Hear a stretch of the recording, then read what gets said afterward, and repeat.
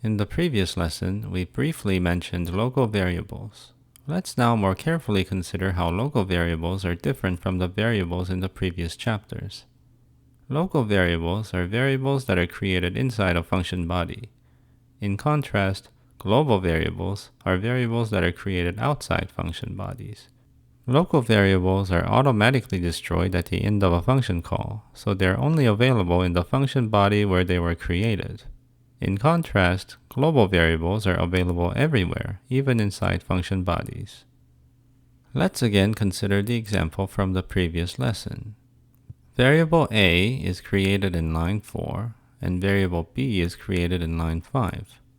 Lines 4 and 5 are not part of any function body, so a and b are global variables. In previous chapters, we referred to global variables simply as variables, since we didn't need to distinguish between different types of variables. On the other hand, variable z is created in line 2. Since line 2 is inside the add5 function body, z is a local variable. How about variable x? X is technically created before the function body is executed, but like z, x is only available inside the add5 function body. Thus, x is also a local variable.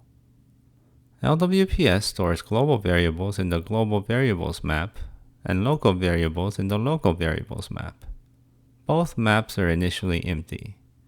Let's try running the simulator and pay close attention to where the variables are stored.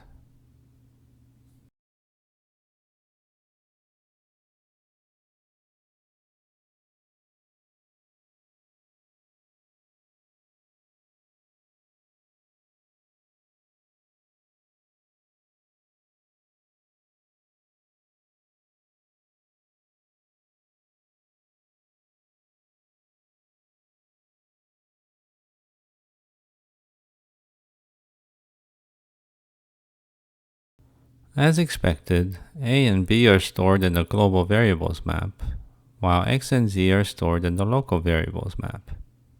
Also notice that x and z disappear once Python returns from the function call. Suppose we appended c equals z plus 1 to the end of the program. Python would fail to execute this statement because z is no longer available at line 6. On the other hand, we can insert the following statement in between lines 2 and 3. Y equals a plus 3. This is fine since Python can access variable a inside the add5 function.